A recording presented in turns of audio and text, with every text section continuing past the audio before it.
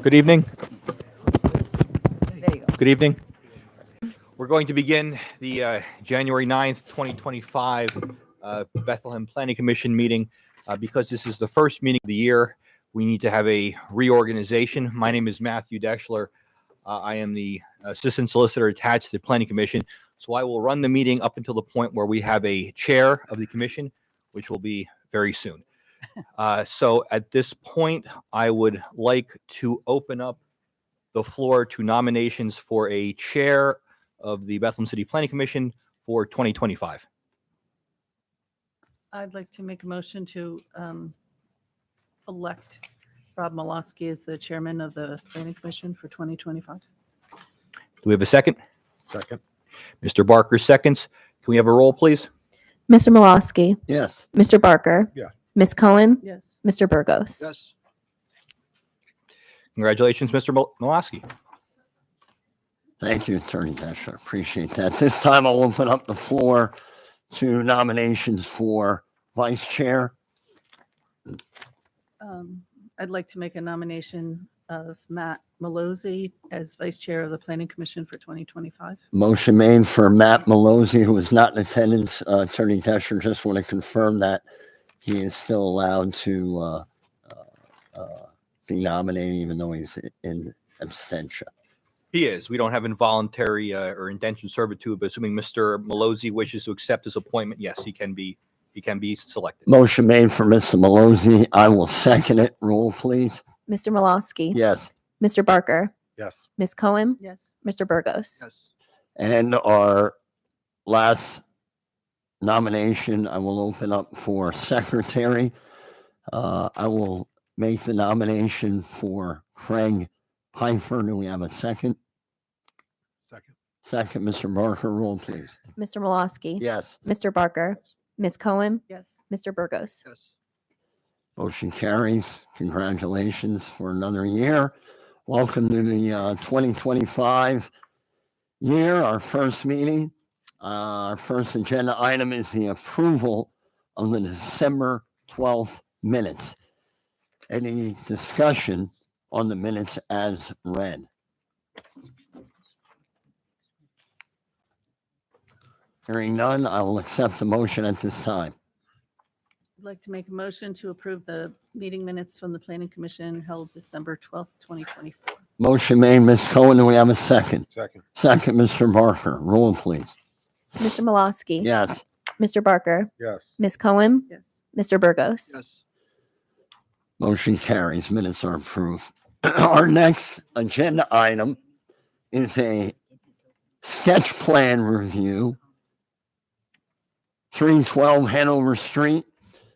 Just for everyone in attendance this evening, to make sure everyone understands, a sketch plan review is a normal procedure, one that we highly recommend any project kind of follow, so that the developer has a sense of our feedback, the city staff's feedback, and obviously the public feedback.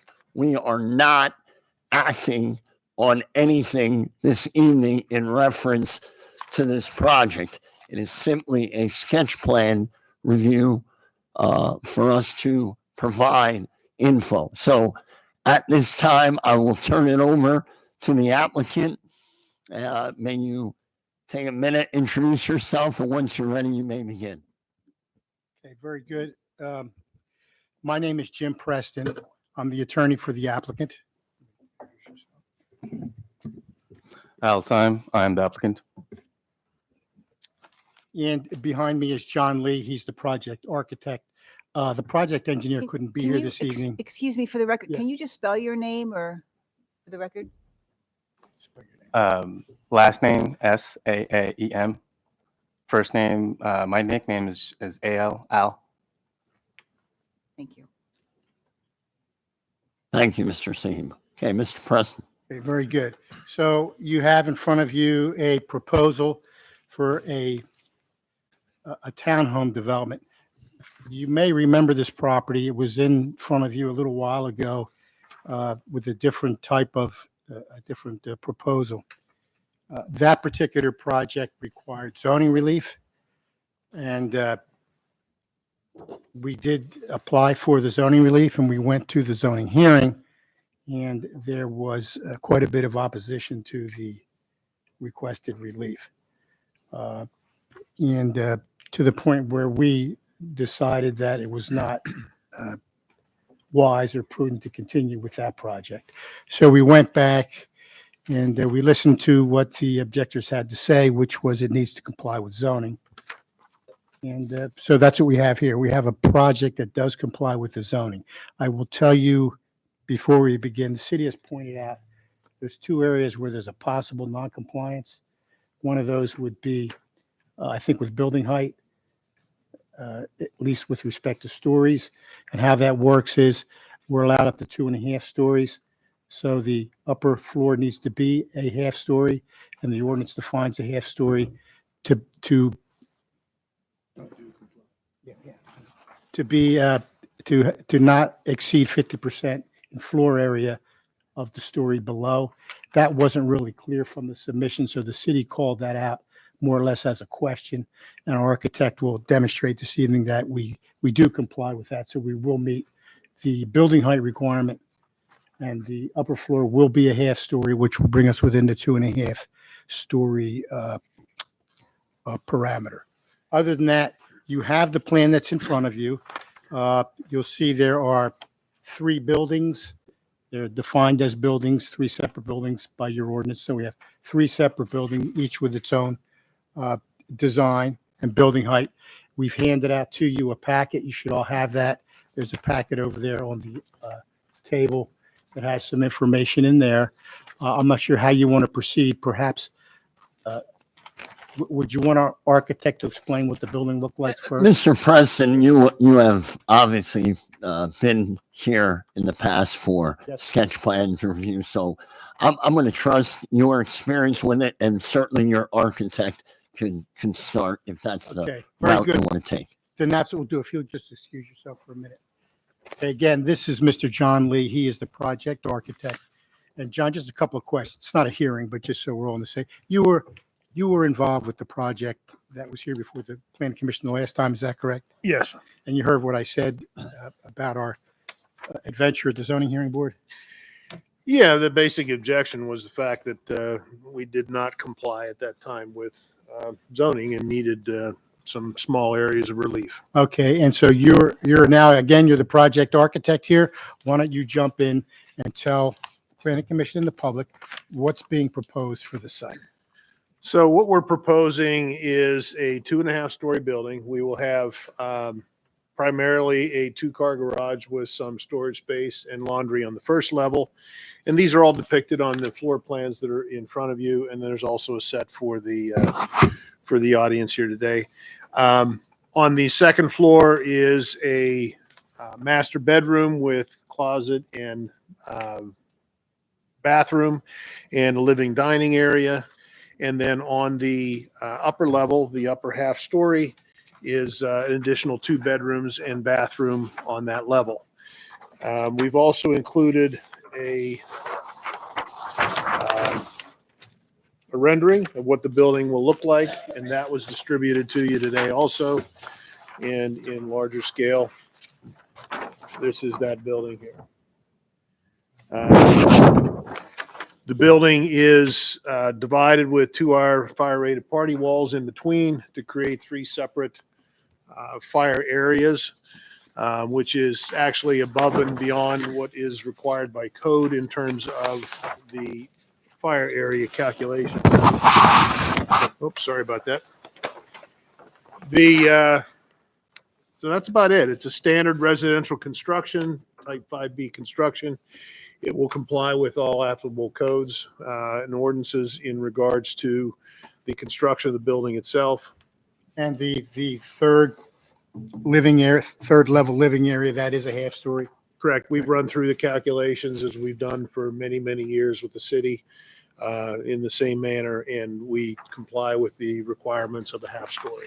Okay, I'm going to ask you to play engineer for a minute Mhm. because you're very familiar with the site. Yes. Just want to take a look at the site plan. I don't want to skip over this. So we have the site. We see there's existing buildings up on the front, up near Hanover Street. Right. And I assume this particular portion of the lot will be accessed from Roth Street. Is that correct? Correct. Yeah, we'll be coming up the backside where currently there is no formal access. There's a grass area back there that people have been using for a number of years as a parking area or an access area. We have 3 two-car garages down underneath each unit, so each unit will have its own private garage. We've also created a handicap parking space and 3 additional parking spaces for the units up front. Now, it's our understanding and belief that we don't need to provide those additional parking spaces. However, we are anyway.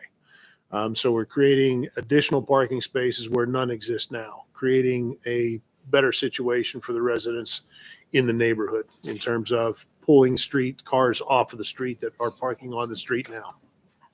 And you were working with the engineer, our project engineer, to put this together. Is that correct? Yes, I'm not the civil engineer in the project, Understand. but we're answering for him. He could not Sure. attend tonight. But to the best of your knowledge, there's no zoning relief. To the best of my Required. knowledge, there's none required. No, It's basically a by right plan. Is that correct? correct. That's pretty much what we have. We've gone through the city's letter. I don't think we have any issues with that. Again, they pointed out something that we needed to clarify, which was the building height relative to the 3rd floor. And we will be compliant with that. And other than that, everything else that's in there is pretty much a will comply. We don't have any issues with any of those comments. I'll ask the city staff, Mr. Pfeiffer, Ms. Heller, is there anything to add from the January 3rd memo? Yes, thank you. The building height also needs to take into consideration the overall dimension from grade to pitch of roof, just so that we understand from the fire marshal's perspective whether the fire access drive can be 20 feet or needs to be increased to 26. If that dimension's less than 30 feet, then as submitted and drawn, it'll actually comply. Fire marshal. And that is the case. That is the case. Okay. There's been always the concern about the width of Roush Street as you come up from Spring Street being a 12-foot right-of-way width and having the ability to get apparatus as well as just cars, et cetera, up that incline and into the site in a safe manner. That's something that the applicant's engineer will need to provide profiles and other information guaranteeing that, such as the apparatus can get in there without hitting the front, rear, or center of the apparatus. That can be done as we go into the next stage. The applicant has already discussed the habitable floor area, and that certainly will be something that, once provided to the zoning officer will make that final determination. Mr. Malosky, you did point out that this is a sketch plan submission. It also qualifies for a site plan. You have at your discretion providing any comments. If the applicant can provide to the satisfaction of the zoning officer that there are no variances needed, then there's nobody to pass those comments along to. The rest of this is pretty straightforward. These are a lot of typical comments that we'll see, particularly from Public Works Engineering, Public Works Traffic. One is looking for some signage so that folks that do come on and off this site understand that it's left in and left out only out of that driveway off of Roush. I've pretty much covered the fire marshal's comments, and the zoning and general comments are, again, standard comments that we would see at this point with this level of submission. And again, there are no requests for variances or waivers or anything to that. Based on the applicant's testimony here, or comments here this evening, no. Okay. Yeah, we don't believe we need any zoning relief. I'm pretty sure that we probably won't need any waivers, but I don't want to speak for the engineer. The driving impetus behind putting this together was to stay away from needing any type of relief, to do it by the book, read the ordinances, and have a compliant plan. So I think we may have done that. Thank you, Mr. President. I'm going to ask any planning commission members who have any questions, comments, feedback for this, which would be a 3-unit, correct? 2 stories, 2.5 stories. Anything planning commission members have input, feedback to provide, either Mr. Preston or Mr. Lee or Mr. Sahim, in reference to the renderings, the layout, anything along those lines. Mr. Barker. So, are we looking at like just a white vinyl, or is that like a cedar shake on the build? I mean, right now, the anticipation is white vinyl. We'd be certainly more than happy to look at other things should anybody desire something different. We're looking for something that's contemporary, kind of in tune with what's going on in the city right now, but we certainly are open to some other options if somebody objects to something. I mean, I live on the west side. I'm not very far from this building. The design looks pretty decent. Maybe you can consider adding, some stone to it or something to jazz it up a little bit. Sure. Let me get the owner in here. Now, come on there. We'll go right to the horse's mouth. Sure. From my perspective, I'd be happy to provide the design that the planning commissions would feel that would be beneficial from the aesthetics perspective for your input. And I didn't see a dumpster pad on the plan. Was there a dumpster pad? Dumpster pad. I believe there South. there was one in the original plan. I think it was in this area right here. We'll have to see whether we, Below where it Still says do it. frame deck. yeah, but I'm not sure we have ample space. You're to right. add one. There's none shown on there. We'll have to get the engineer. I mean, I don't know if they have to provide it if everybody has their Up own to speed. individual garbage. I'm not sure how that works on 3 units. Well, not necessarily a dumpster pad. We do have to provide for trash, the accommodation of trash in some manner. It could be by individual totes, or it could be by a dumpster, either one. But yes, we do need to accommodate that. I would say maybe some shutters or something like, just you don't show any lights on it or nothing, just looks rather plain. But Thank you, Mr. Barker. These are all the same. Ms. Cohen, anything to add? Questions, input? Not at this time. Mr. Burgos? Not at this time. I would agree with Mr. Barker. Obviously, the elevation photo is very much, basic. It's white. Just Mr. Sahim, as you move forward, and Mr. Barker pointed out, if we can make note of the garbage concern, moving forward, keep the open mind discussions with the city staff as we get closer to that. Aesthetically, possibly a little bit of different materials used to kind of offset, I think would help. What I can tell you is this is partly my fault. I told John yesterday in preparation for the meeting, we need to show him something of what the building looks like. That thing was put together yesterday for tonight's meeting, just to give you, so you can see relatively the shape of it. But I'm going to assure you that next time you see it, I agree with you. It's kind of stark. Understood. Anything else from the city staff to add? At this time, I will open it up to any public comment. Prior to doing that, just want to remind everyone, we do have some members of the community that have been here in the past, so I don't want to sound repetitive, but we have a sign-in sheet. If you are going to make any comments on this project, we ask that you sign in your name and address for the record. Prior to you taking the podium, please give your name and address for the record. Try to adhere to a 5-minute time limit, and please avoid repeating previously made assertions. So anyone here in attendance like to comment on this sketch plan review? Back row here, if you don't mind, come up to the podium, give your name and address for the record. Not, you had your hand up. This is fine. That's fine. Samantha Cummings, 314 Hanover Street. I guess this is more of a question for clarity for me, longtime listener, first time caller. I'm just reading the letter that was, in regards to the plan, and specifically under the fire section number 3. It says indicate proposed building height, which they have done for us. And then all buildings less than 30 feet in height must have a 20-foot wide minimum access road. And then continue on where it says at least one of the required access roads meeting this condition shall be located within a minimum of 15 feet and a maximum of 30 feet from the building.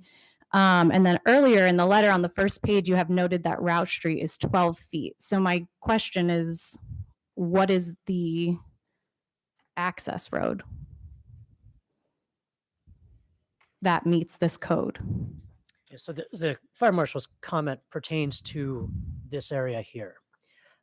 We did actually have a conversation with him prior to this meeting, and he did indicate that it would be preferred from the fire apparatus perspective to come from Spring Street up Roush Street, and that he felt comfortable that they could make that turn, despite this portion being 12 feet in width.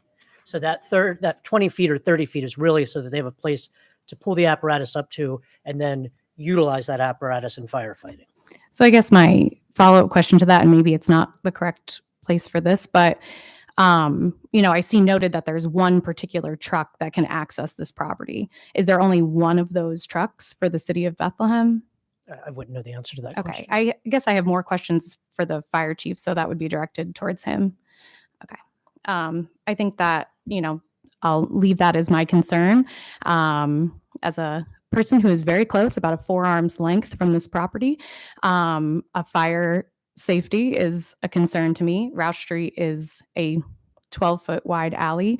I drive a Volkswagen Atlas, and I have a hard time maneuvering it up that street, including when the prior owner used to let us park back there for Music Fest. It's not an easy task, although I trust our fire staff. I just think that is a genuine concern of all of the neighbors of this property, the fire safety for kids, older adults, everyone in our area. We see the destruction that fire can cause. There's a long history of arson in our neighborhood. So not really something that we all want to revisit. Don't know if you're all aware, but arson on the west side, right in our neighborhood, burnt down where the apartments now are, about 3 lots up from where these apartments are going to be built. Roland and Roland Furniture was what it was called, and it burnt to the ground. So, not something that I think any of our neighbors take lightly. Thank you. I think that's all I have, and I'm going to sign in. Sorry. Thank you.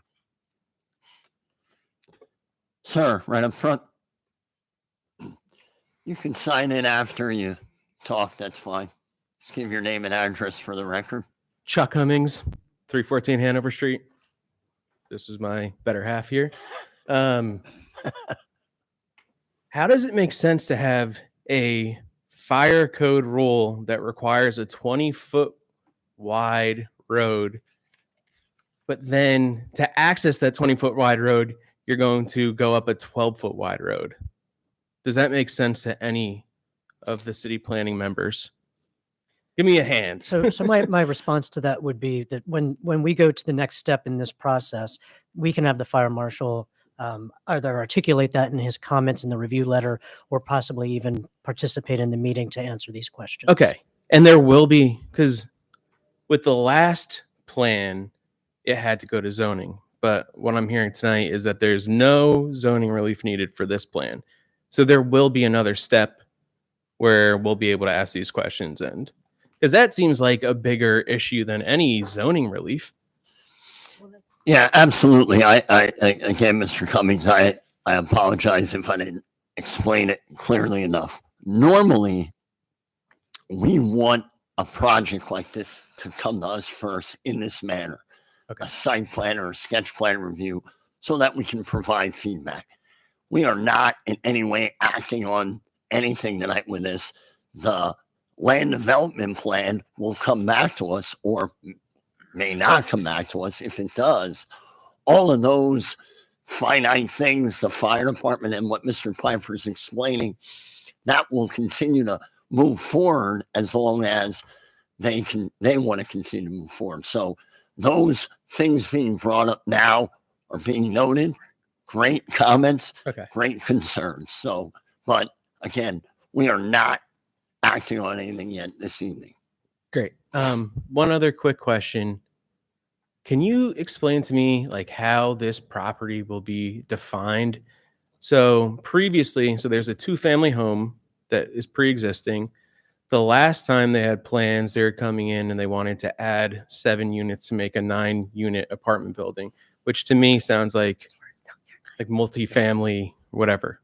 This is now going to have a 2-family home and 3 single units on 1 lot of land. What does that count as? Because I'm like looking back at the lot stuff last time, one of our issues was like the lot width based on the property type.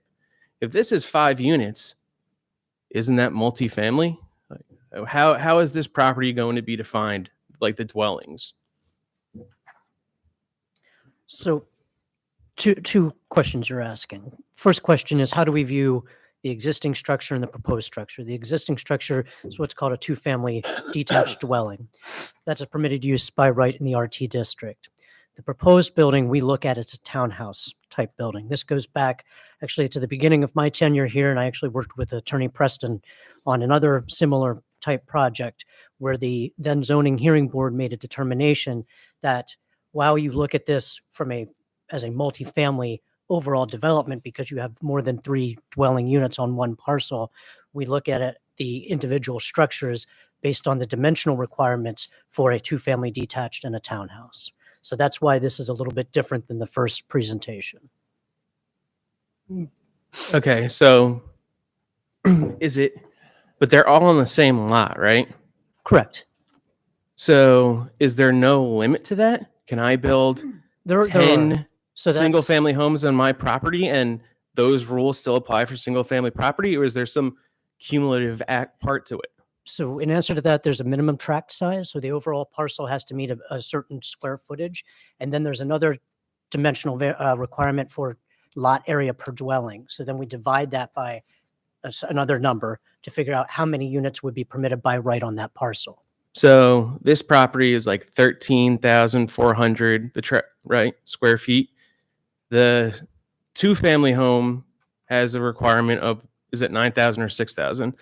And the other one is vice versa. So like combined, they need 15,000, but this is 13,000. You're telling me that equation is going to be under that 13,000? You've already figured that out? John, do you know when you did the dimensional chart? Because I don't know this off the top of my head without looking it up. It was the civil engineer would have taken care of that. I couldn't answer that now. I just know that according to our calculations, we do meet the requirements. I'll put it this way. If we don't, we can't do it. It's not rocket science. Yeah, I just, Either meet it or we don't. yeah, if you scroll up, it's on the top corner there. Yeah, it's hard to see, but like one of them requires 6,000, yeah. So required for the duplex is 6,000 square feet. Required for the townhome is 9,000 square feet. There's 13,400 existing feet. Shouldn't it? I mean, I'm no mathematician, but that's 15,000 feet to me. We can discuss it with the zoning office. Okay. Thank you. No more questions. Thank you, Mr. Cummings. But if you would like me to address, Chuck, if the issue with the fire access, we're talking about a difference between a fire truck or fire apparatus accessing a street versus fighting a fire. And that's why typically, how many alleys in Bethlehem are under 20 feet? That's because they're using that to transport their truck from one location to another as opposed to fighting a fire. That's specifically why fire codes require a larger area once they're on site to fight a fire. It's a subtle difference. this property catching fire and you can't access it. John, we're not If the gonna- rule is 20 feet wide, Okay. the only way you can get there is a 12-foot wide street. That's not Okay. hard to understand. I mean, I was just explaining the difference between the two, yeah, that's no, all. just clarifying, you know. we're not gonna argue. Anyone else? Yes. While we're waiting, if again, I apologize, and I know we had some people come in late. If you don't mind silencing your cell phones at this time, and while someone is talking, if you don't mind, give them the floor so we can kind of keep some order. So, give me your name and address for the record. Thank you so much. Sure. Diana Rodriguez, 315 Rouge Street. I just have a quick question. Is the time for questions and comments combined in 5 minutes? Because we just found out this week that of this plan, so we haven't even seen those scenes yet. So as we just heard about these details now, we are having all these questions. So I was just wondering. You have the time you need. Oh. I want to keep that. We don't have our clock here. Sometimes we have a I'll clock. try to go to the point. I will.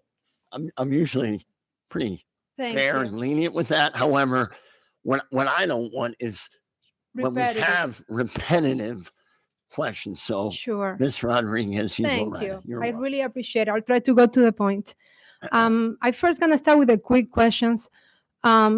Is this a double-way entrance right there, that pavement area right there?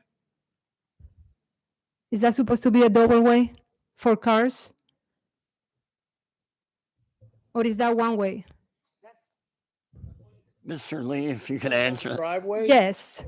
Both ways. You have to pull into your garage and pull out of your garage. Would you guys know what is the minimum width that you need for the doorway to safely go? Because at the beginning of that property, if you go up a little bit on the driveway, you can see that that is very narrow. It's 16 only, then it's 20. And I believe that for the doorway, and I might be wrong, the minimum you need is 20, and it is 16 at the beginning, which is another concern I also have for the fire truck, because they're saying the fire truck needs a minimum of 20. And just on the driveway itself, when the beginning of that driveway itself is not even 20, it's already 16. So we already have the access to there being 12, and then the entrance being 16, two huge obstacles for the fire truck on a very deep slope to make it there. Because right now, not even the FedEx truck can make it there. And we are counting with the smaller fire trucks, which is the one who is drawing. And we know from the city of Bethlehem, there are several fire trucks. Some of them are really big. And I'm telling you, they're not gonna fit there. Also, right in front of our property where it's legal to park, and the alley is a tiny bigger, if there is a car there parked legally, there is no way the fire truck is making it there. It's gonna slow down the fire truck to make it safely to this location. So I just wanted to clarify that, and also for like the car traffic right there, that doesn't seem like enough space, and they will need a little more space for that. The other question that I have, because we're just finding this up, is somebody, and this was not point number 2, which I extremely appreciate that the city made. The city is asking for the second time now to provide the protection measures for the tree that is on my property. There are also 2 humongous trees on the side of this property, which is now going to be very close. You're only giving 10 feet now, just the size of my tree, that are not even on this map, just as big. The only 3 trees left on this side of Rouge Street. Can you explain to me what kind of protection measures you are going to offer? Because in the map, it shows you're putting right up to my fence. A protection measures needs at least a diameter, like my tree is like about 28 in diameter, and you will need to leave a protection zone about 28 feet. That's not happening in this map. Are there any explanations of what are those measures that the city is asking for? And it will have to be left not just for my tree, because all the trees are important, also for the other 2 humongous trees that have been there for like 80 years. Are there any explanations of how you're planning to do that? Yes, there were. We gave them to you the last time we went through. You've never gave, well, the last explanation, the last conversations we had about it with the architect right here, he said that and please correct me if I'm wrong, you talked to one arborist, which thank God I had the pleasure to talk after. I've talked to 6 of them. And he said and sent me an email that what you're proposing is not nearly enough. You're saying that just putting a little fertilizer there, because there is enough root on my side, will be enough to save the tree. So you're saying that you're putting your word up here, that there is 0 chance that you're going to damage my tree in this process. No, I'm not, we're not saying. Okay, thank you. That's the other question I had. How close from my property line are you paving? What is the distance you're leaving? Again, I'm not the civil engineer here, so Those are just like plannings, like architect plans, really. I'd say by this drawing, a couple of feet. I don't know the exact. What is a couple, 2 feet? I couldn't tell you Oh, okay. because I'm not the civil engineer on the job. The other question I have, it looks like in a very strange arrangement of these houses in a very tiny space, these humongous townhouses. These houses are going to be facing my house. That's going to be awkward. These cars, when they park, is there any kind of protection you designed as the architect there so that those lights are not flashing right into my living room of 6 cars? Very similar to what we had offered to you last time. We would do the same thing, which would be to put a fence up so that that does not occur. You're putting a fence on top of the root system. Okay. Putting a fence, not a concrete wall where we're going to be disturbing roots. Okay. Thank you. Because I just saw the plans now. The other question I have, the city has said that you have to add, I really appreciate that. And I know you guys are extremely busy and we thank you for the work that you're doing here. But I think it will make the whole world of a difference if you could walk on Roush Street, because this is one of the awkward streets and alleys. I know because the fire access, trucks have access other alleys, just the city's old. Doesn't mean that we need to reproduce like difficult path that are gonna put this neighborhood in danger. But the city has asked that you need to provide a sidewalk along Roush Street, which I really appreciate, because there are several kids, people with dogs, animals walking here every single day. There is a school for music right in the corner on the top of Roush Street. So this is a pedestrian street, really. We walk there, I walk my dog there every single day. And it's also a blind spot. So when a car comes here, there is a huge pine tree there. People have no idea if there are people on the street. So I appreciate that you said that there needs to be a sidewalk there, which is totally true. Is this sidewalk going all the way to Spring Street, or is it just going to be part of his property? How is that sidewalk going to work? I would just say we can only require the Sure. applicant to put it in front of their own. That's okay. That's great. That's all we can Perfect. require. So that means that there's still gonna be a considerable part of Roush Street where pedestrians are gonna be sharing the same tiny 12 feet with all of these cars coming in and out. That's gonna be fun. Okay.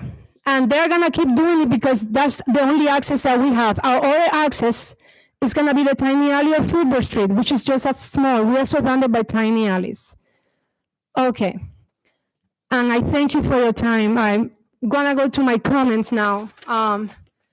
You all know that we've been really stressed, but it's been a very, very strange process because we're also very grateful for everything we've learned and for this process.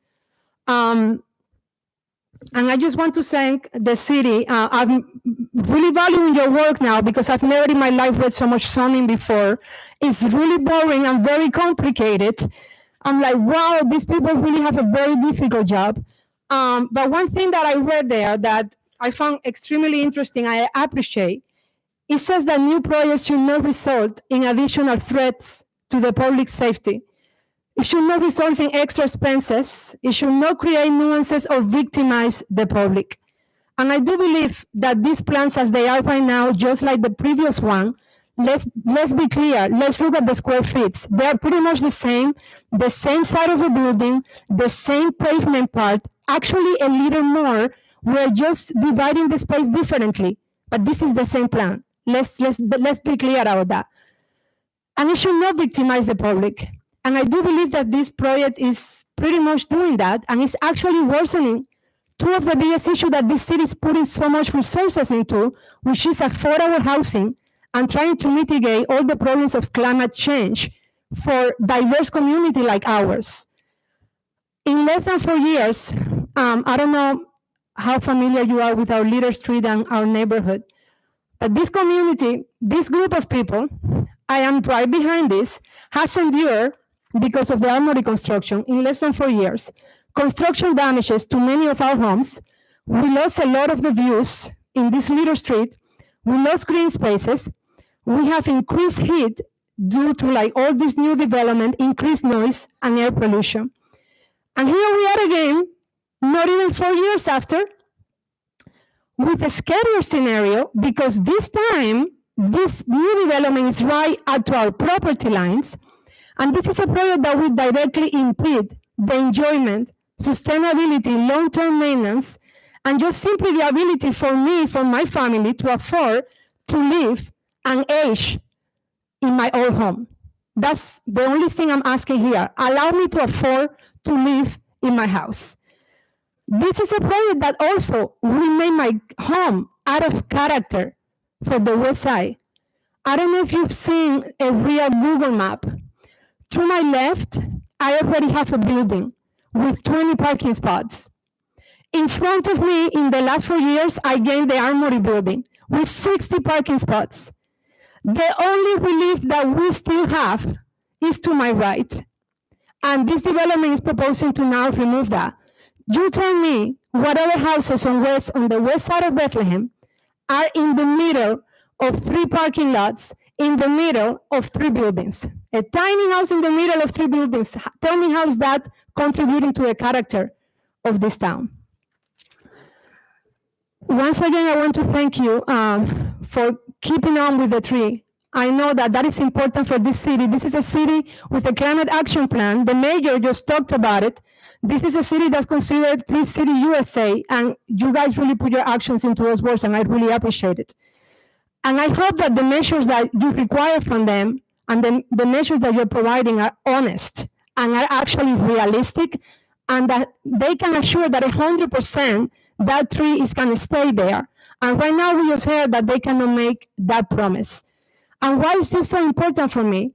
Because we're not just talking about a random tree. This tree is part of the structure of the house. If they're telling me today, we cannot assure that that tree is going to be there, he's also telling me we cannot assure that your house is going to be there because the tree is entangled to the house. This tree provides the only cooling system that I have. I don't have central air conditioning. My house is way too old for that. I have leaking windows. I don't have that. This tree is right now protecting a driveway that's not paved. I've been able to live in a greenway because of the huge canopy of the trees protecting my driveway. The roots are so old and have been there for so long that are now intertwined with the foundation of my home. It mitigates the runoff water. It mitigates the heat island effect that I'm already a victim of because of all the buildings that I have around me. And the most important to me, it provides air purification and noise purification. And why air purification? Because I am a severe asthmatic. My husband has an immunodeficient disease. And the only thing I have now cleaning my energy and cleaning my air, not my energy, because as you can tell, my energy doesn't need any cleaning. It's pretty powerful. But cleaning my air is that tree. And that was super obvious with those Canadian fires that we have there. And I'm like, I can't believe we can even smell the fires inside the house with these leaking windows. You know why? Because of that tree. And if all of this went away, I'm going to have a huge financial burden. Like I'm talking now, I'm not talking like environmental issues. I'm talking like real concrete cash financial problems. Trying to be proactive and trying to have an open mind about these new developments. I'm like, okay, it's not the end of the world. Let me see how much will it cost me if I lose the tree and my house feels like it's a living hell. Okay, I went and get a quote from Home Depot to see how much it would be to install an air conditioning system. Well, last year that was $20,000. So that will increase my water, my electricity costs. I'm going to have to be looking at foundations and plaster damage because of the extreme heat that I'm going to have to live. I'm going to have to make a new driveway. And then I'm going to be left here with a huge liability. Because if this tree gets damaged, it's not going to fall the same 6 months after the project is done. It's not going to be a year. It's going to be after. So I'm going to be left there with a tree that's just a matter of time when it's going to die, that can fall down either on your side or my side and can possibly kill somebody. Now, let's see what's going to happen at that point. And finally, it's going to devaluate my house. And I'm almost done. I just want to say the very last thing. I appreciate that the city is really strong with the climate action plan. And we are all aware, because this plan describes this extremely well, of the importance of trees. The city just tried to plant 25 new trees, which is beautiful. But we know that all these small trees will take forever to mitigate the effects of climate change compared to the 3 mature trees that are already into our property. And I just wanted to make sure I wasn't imagining that this tree was doing its job. I actually went ahead last summer during those extreme heats that we got, and I did temperature testing in all the pavements around my house. So right to my left where the building is, the temperature was, and I have all the documentation here if anybody's curious to see that, 135.6 degrees. That's the temperature to the left of my house. Right in front of me, the Armory pavement blacktop, 124.3. Right in front of me, under the shadow of my beloved tree, 89.7. That is a difference of 46 degrees. That's what that tree is doing for my house. Finally, I just want to point out for like the engineers, because I'm curious about this, the entrance they're proposing right there are a few steps away of the entrance of my own home for my own car. I'm gonna be backing up in this slope, and all these cars are gonna be going there. Also, this fire lane, because this is driveway / fire lane, that's where the fire truck is supposed to go, is right in my property line. So I am very concerned that I'm gonna be doing something there, like cleaning leaves or with my dog or whatever, and all of a sudden, an Amazon truck driver or a fire truck or something can come, and that's gonna be a problem because there is not enough space for all of this traffic at my house. I don't have any issue with the development of a property. That's totally is right. We are open to idea. We're open neighborhood, as you can see right here. But I do believe that there are less intensive ways to deal with this property, a way that is a little more sensitive and a way that honors the work that the city has been doing, trying to make sure that people can still to afford to stay and age in their own homes, and that give more to the work that the city is doing, because you guys say it on the letter. Please make sure that this complies with the philosophy of the city and the climate action plan. And thank you. I know I went above and beyond. I had that on my chest for a long time. Thank you, Ms. Rodriguez. Thank you, and guys. I want to applaud you for your passion. I want you to know that normally I don't have a gavel, but I commend you, because it is something, obviously, everything you said, you're taking to heart, but you've put some research and time into that. And that, I want everyone to know that's kind of why we want this first initial, when projects come in front of us, developers do not have to come with a sketch plan review. But often, this is what causes and kind of forces that dialogue to continue. So I want to thank you for your comments, and they are noted. Yes, sir. Mr. Rodriguez, if you haven't done so yet, if you don't mind. She did? Okay. Thank you. Give your name and address for the record, sir. Hi, my name is Cedric Jacques, 315 Rouse Street. You just had my wife talking to you? Yes. So I just have one quick question. So if you can please put the map where you can show the fire truck. I'm sorry to come back on that. If you can put this map where you show the turning point of the fire truck. There is like a map. If you can please put that on the screen. I forget the name of this map again. Yeah, this one. If you can put it closer. Okay, thank you very much. I would like to know, as you know, on the right side, you have the Armory and some houses there. Can you please tell me if you are planning to drive on top of the Armory land? Because according to your map, it looks like you leave a space between your property and the truck, like a car can pass by. Are you planning to drive on top of the land to have the fire truck to pass there? Or are you going to extend Roush Street for that? I don't know what you are going to do. It's a metal rail that you have there. Are you going to let the fire truck to drive on that? I believe we're required to be all unpaved area for the fire truck access. So that's Okay. what we're showing. So let me tell you something. So if you allow me, member of the planning commission, I will come back to you. So, I'm sorry. I allow myself to come close to you. No. Fine. Yes, no, you can. No, there's no problem, is what I meant. Sorry. So this is not a fire truck. This is a truck from that has been like there to Wood chipper. A tree. It's a wood Yes, chipper, we sure. got a tree. And can you please, as you can see, do you see there is now space on the side? This is the property of the proposed project. Do you see a space like here to leave a car to pass by? Do you see now space? This is exactly the property that we have here. I can share with you. This is a small truck. This is not even a fire truck. I can show you if you want. Here.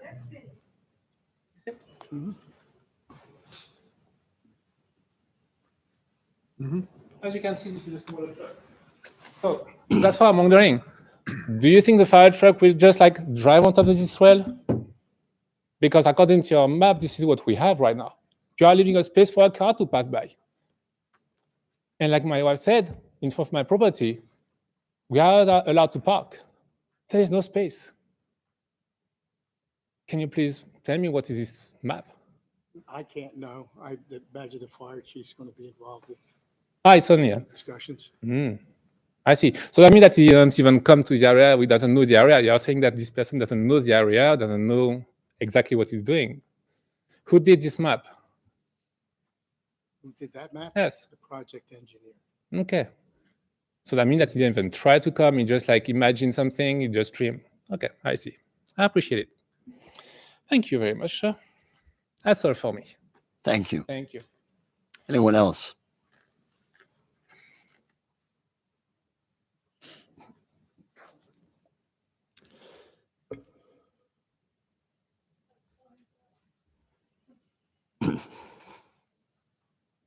Oh dear, I'm saying that I'm sympathetic to you because I don't know how to talk. I'm Judith Ross. I live in the other half of Deanne's house, 317 Roush. It's a double. It's on Filbert and Roush Street. And I've experienced a fire which burnt down Dexter Simpieri's Roland and Roland Furniture Company, burned it down, and my house was I'm on this Howie's side. You know where I was. Okay, so I woke up in the middle of the night. None of my neighbors told me this damn thing was on fire. And they were watering down my house. I didn't even know it. I don't have that neighbor anymore. Brandon's out there. So what happened after that large property was burnt down is he built the 3-story trailer thing that's there. Removed all the grass and a huge tree, a huge walnut tree, the biggest tree in the whole area.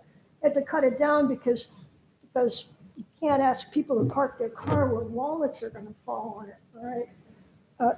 Anyway, what happened to my house after they put the pavement in is that my foundation became weakened. And so up to today, I still have water coming in my basement, even though I have all that French draining stuff.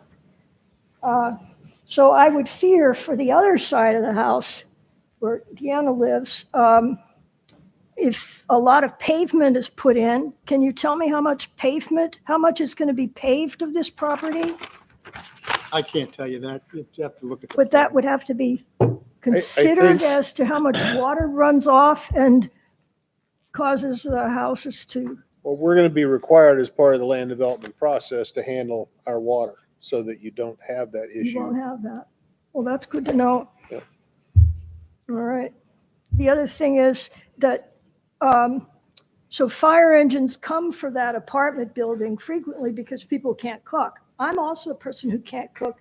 And Diane has called the fire department, who are all sexy, every single one of them. Men in these beautiful, I'm old, but I can see it. It's just, I should have burn more food. Should go into the fire. Well, they didn't, it's because, never mind.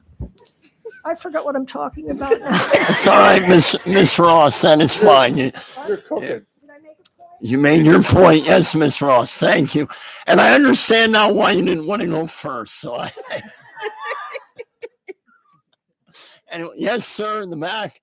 If you don't mind, give your name and address for the record. Thank you. Craig will be here next time. Say that. Mike Pipestone. I live at 1130 West Market Street. I'm a family medicine physician. I won't repeat what Neighbor Rodriguez had very clearly identified as the personal benefits to her home and her property and her family for the tree in question. But I would like to enter into the record the idea that green space and trees are public goods. There's multiple studies from a public health standpoint that show that residents in areas with higher green spaces, unpaved areas, have lower blood pressure, improved respiratory health, and live longer lives. So this is not just about Neighbor Rodriguez's property and her health. I think it's also about the health of everybody living in that community. I do think that while the developers have said that they will be required to handle the runoff that comes off of their paved road, there is a concern that I have that runoff will go to public spaces that may already be somewhat in disrepair. I drive frequently underneath the bridge on Spring Street, and it's quite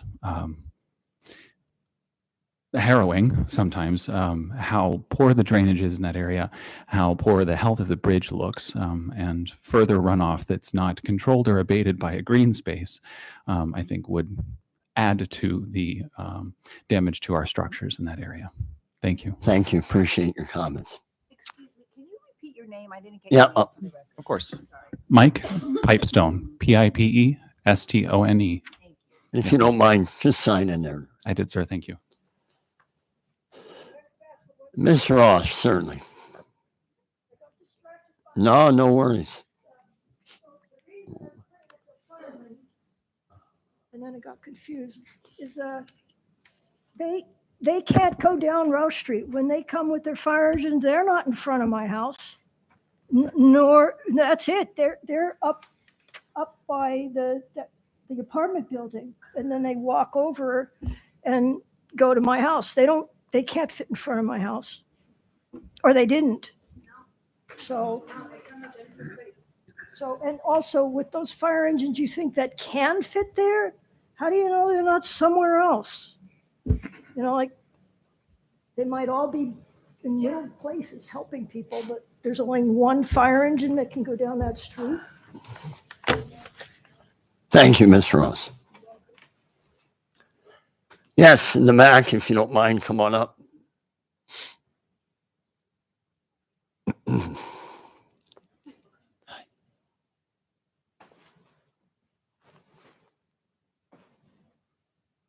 Hello, my name is Christina Haddad, and I am a professor of political science at Moravian University.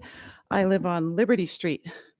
I had the great pleasure of studying with a prominent environmental economist, Professor Noelwa Natusil of Reed College in Portland, Oregon. And I learned early on in my career of the importance for trees to the value of property and, of course, to the health of the people who live around not just immediate property, but the general neighborhood. So the loss of value of a property is a really serious matter, and it's been mentioned, so I'll leave it there just briefly. But this is a scholarly matter, an economic matter that's very clearly documented. The matter closer to my heart is treelessness. I also live on the west side. I live on a small one-way street. I live on Liberty Street. Liberty Street has almost no trees. There are a few large trees. Some of them have fallen with storms, but a lot of Liberty Street is treeless. And one of the things we know about treelessness in the United States is that treelessness is intimately connected to poverty. So the rich areas of America have trees. The poor areas of America do not. the rich streets in Bethlehem have trees, the poor areas do not. If a tree fails on one of our small side streets on the west side, it really changes the environment. It changes the wellness, the sense of well-being, the sense of safety in a really significant way. There's been extensive documentation of the rise of heat in areas without trees and the way it affects the health of everyone, but especially children. And of course, in the context of climate change, that's something we should take very seriously. Finally, I'd like to say that I live on the west side because it's beautiful and charming, and because there are individual, separate houses that don't all look alike. And so the aesthetics matter quite a bit to the character of our neighborhood. Thank you. Thank you, Ms. Annette.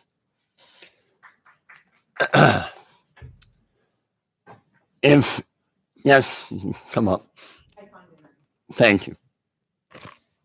I'm Eva Burkhart, and I live at 307 Hanover Street. I'm directly across the street from the house that's in front of your property that you want to develop.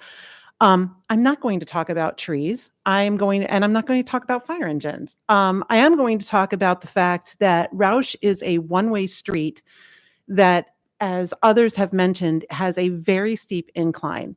I have often, before it turned into a one-way street, almost come in head to head with somebody coming down the street. And I appreciated when it got turned into a one-way street. However, I will say that it is still a very blind street. I have, unfortunately, sometimes come upon somebody walking their dog, just about missing them. There's really no room. I do not drive a large car. There is very little room for someone to get out of my way safely.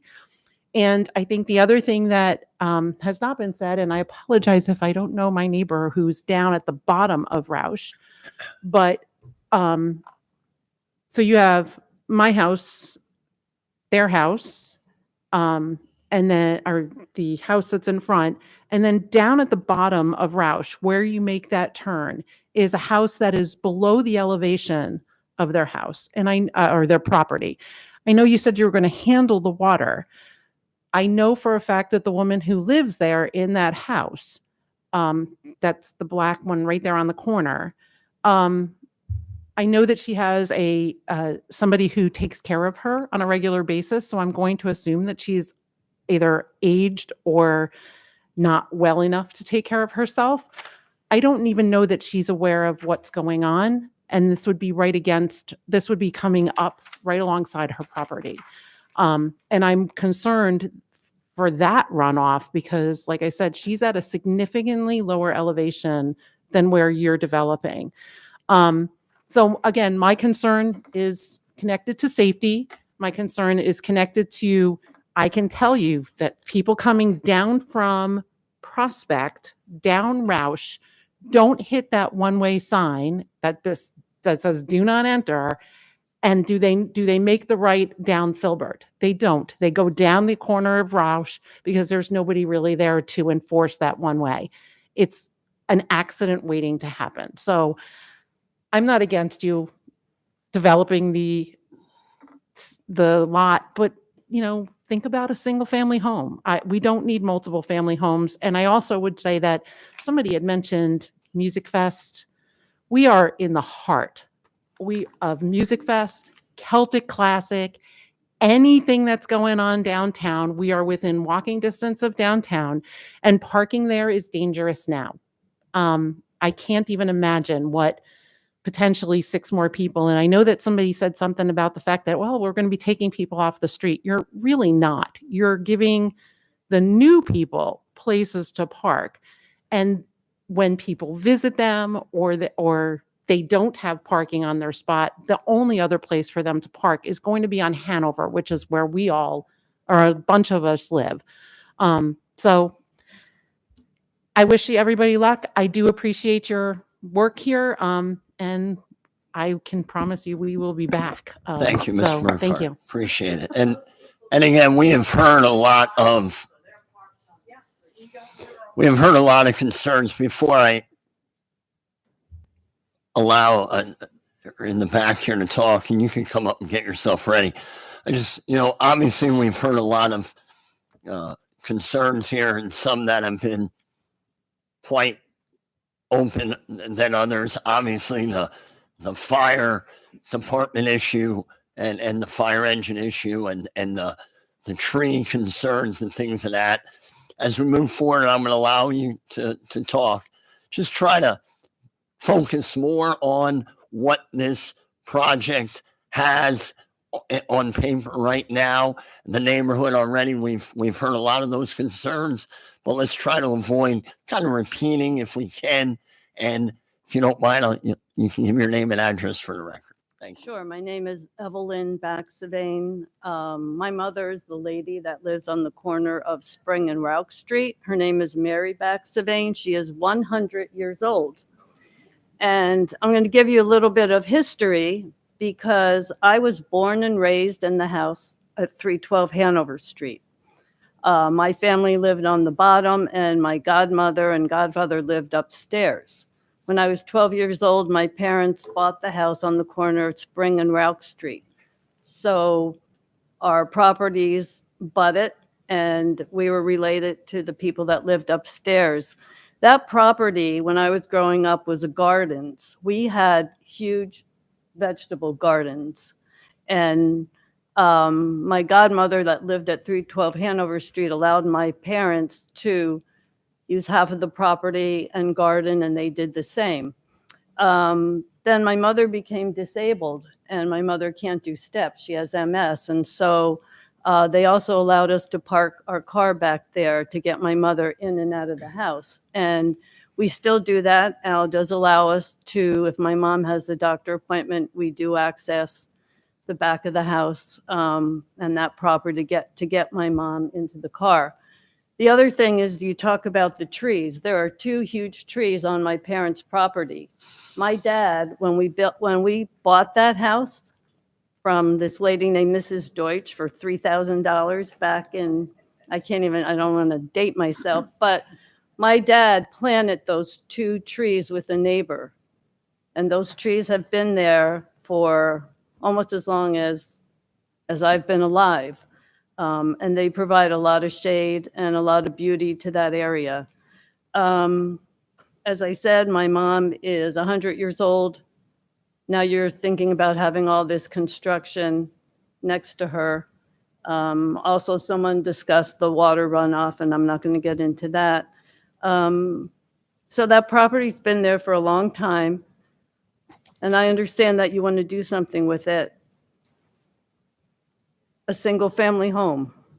Like, to me, that would make a lot more sense. It would be part of the neighborhood instead of, what you're planning on doing. So I just wanted to give a little history of the property and speak for my mom since she couldn't be here today. So thank you. Thank you. They're going this way. Anyone else? I'll defer here. Hello, everyone. If Joe Daniels, 829 Broadway. Dr. Sahin, if I could ask you 2 questions. Are you anywhere from the area by any chance? I don't know what that had to do with. Yeah, we're not going to. We're not. No. It's no. it was a simple Let me question. just make one point clear. Someone is handing out to us. We're not going to get into that. That I wasn't going to and get where into his that, whereabouts, where he comes from, has nothing to I do with wasn't what going we're to get hearing. into that. So let's go on to the next question. Perfect. Why did you choose Bethlehem? Can he answer that? I don't know what this has to do. Yeah, I don't know if Okay, that's I'll get to the point relevant. then. I'll get to the point. These are simple questions. Again, I will get to the I point. understand that if you want to make your comments as it pertains to the project. Thank you. Okay. As it pertains to the project, which is why I was asking him those questions, but as it pertains to the project, as everyone has mentioned in here, there has been issues with climate control. There has been issues with green space in Bethlehem. There has been what I and probably a lot of people in here consider to be overdevelopment of Bethlehem. Bethlehem is becoming a very densely populated area. And I understand the nature of the business as far as it relates to the city and collecting tax dollars. But at some point, I think we need to listen to every elected officials, constituents that are here tonight. I think to some degree, you guys as the Planning Commission, and I'm not trying to be disrespectful at all, you guys do a phenomenal job, I'm sure, but at some point, there's got to be an end to things like this. You have a community, a neighborhood here that to some degree is against the current development. They would prefer a single family over a duplex, over a tri, a quad, whatever it may be. And it would be nice if those investors that come into our communities to some degree take heed and listen to what the people, their neighbors, along with the planning commission wants. That's all we're asking. That's all I'm asking. I understand, the city, we have a huge influx of people coming in from Jersey, New York, Philadelphia. Everyone wants to take advantage of what used to be our lower cost of living. That's no longer the case. The development has made it unaffordable for the people that work here, for the majority of them, the blue collar people that work here, to even reside in the city that they know and love, and a lot of them that have been raised here. That's it.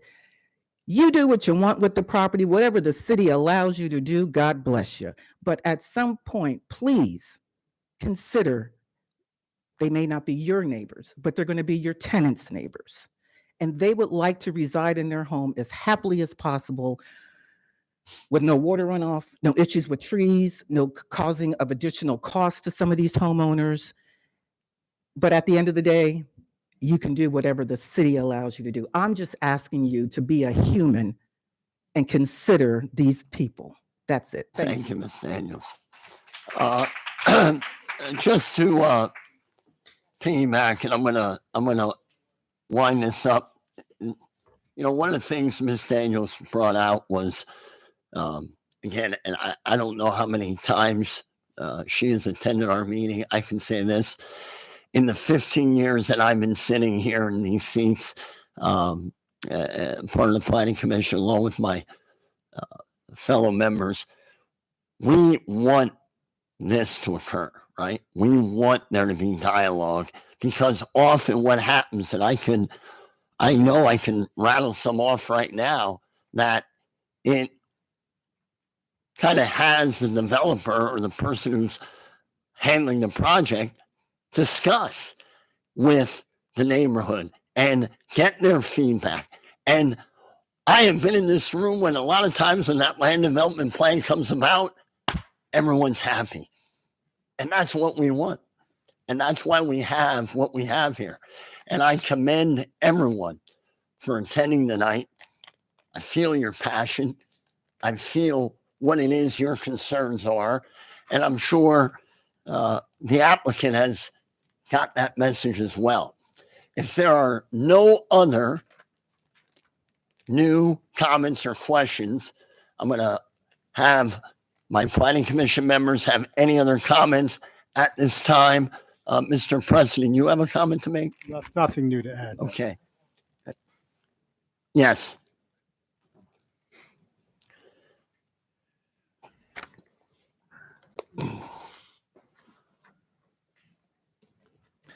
Again, Cedric Jack, 315 Ross Street. I know I talked earlier, but I was waiting for this comment.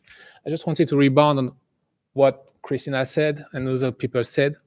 I know you already heard some stuff, and I will try to don't be emotional on that. But I wanted to say again, thank you for allowing me to talk today.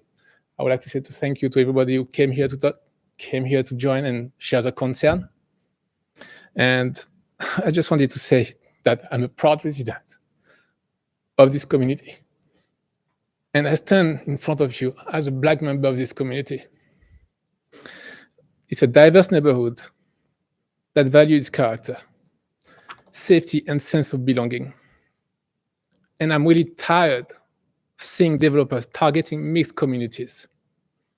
I am just one voice among my neighbors who share similar concerns about the proposed development of street townhouses in our alley. As our community becomes increasingly racially diverse and economically mixed, we seem to be more frequently targeted by developers. This trend coincides with the impact of climate change and climate inequity that we are experiencing. much like what has occurred in the south side. A few small trees will not resolve their issues. This is a matter of city planning. But it is also fundamentally about racial equity, environmental justice, and affordability. For my wife and myself, first-generation immigrants to this country, owning a home was a significant achievement.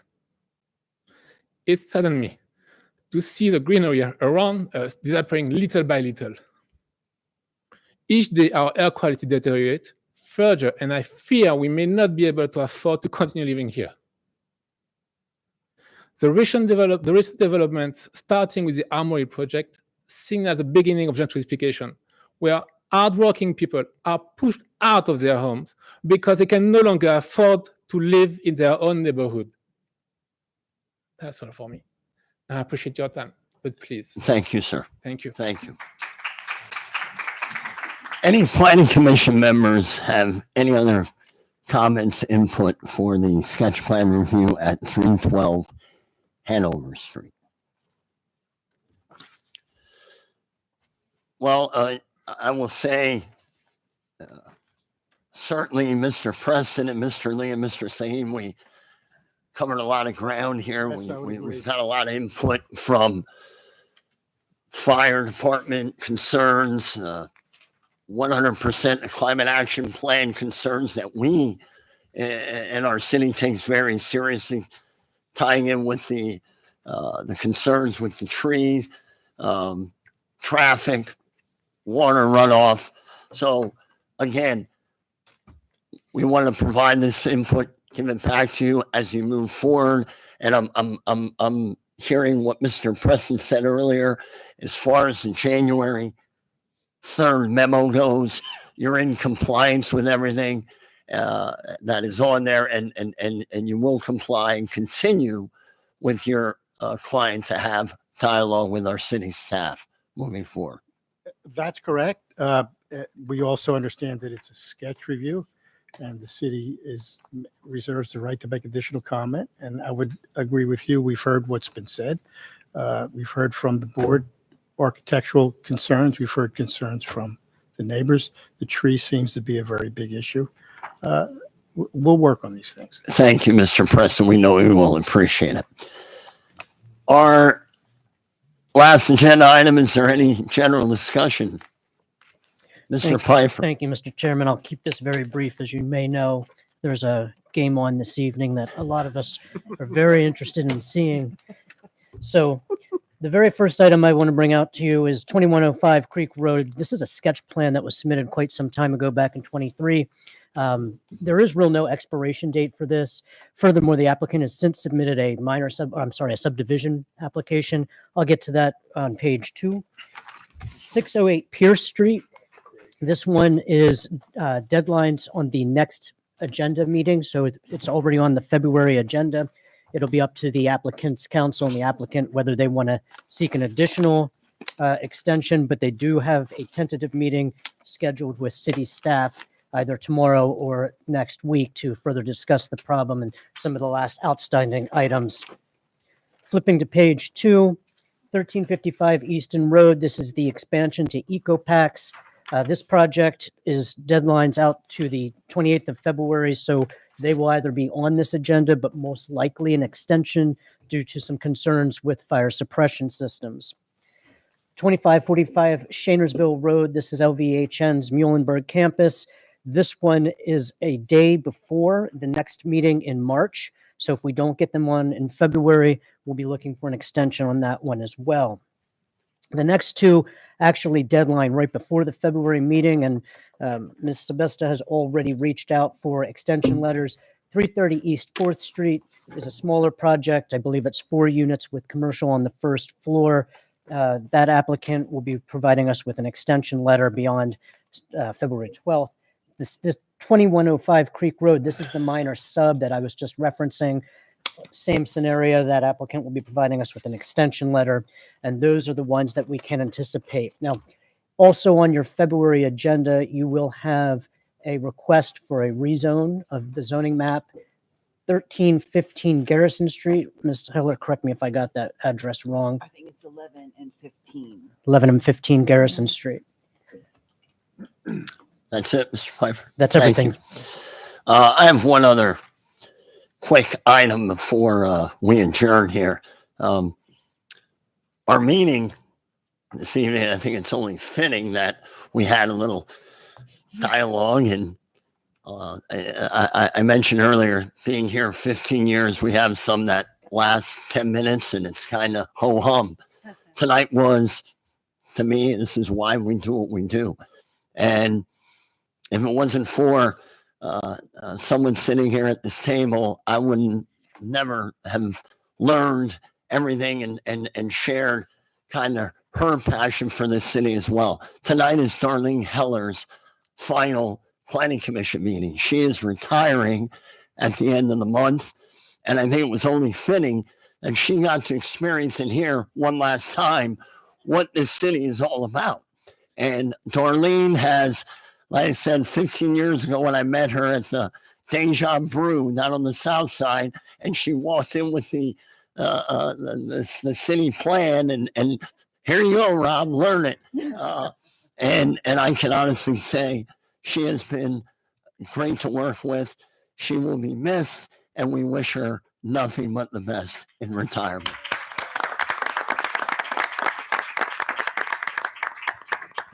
With that said, I'll just say in response, if you don't mind, this is a great crew to work with. And we have a lot of fun, but it's a very knowledgeable commission. And I feel really proud of the work that we do. Thanks for helping us and volunteering your time and your commitment. thanks, Darlene. Do we have a motion to adjourn?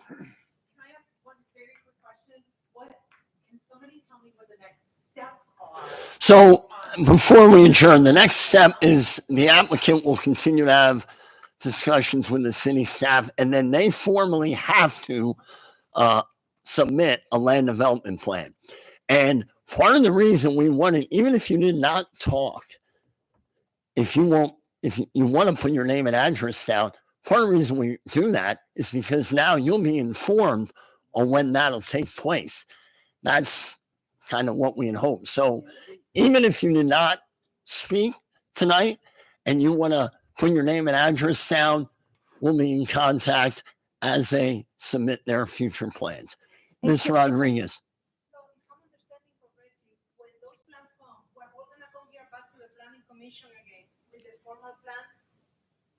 Yes. Okay, and at that point, they're gonna bring their engineer. Because there were a lot of questions today that they were unable to answer, and if I hear correctly from up there. I don't want to speak for them, but I can honestly say it only helps them. If they show up without an engineer, there's a lot of questions that may be. Yes. Yes. So we didn't have those answers today. Right. But they might come variances. Right. Thank you. Thank you. Motion to adjourn. Do I have a second? Second, Ms. Cohen. All in favor, say aye. Aye. Thank you for coming. Have a good evening.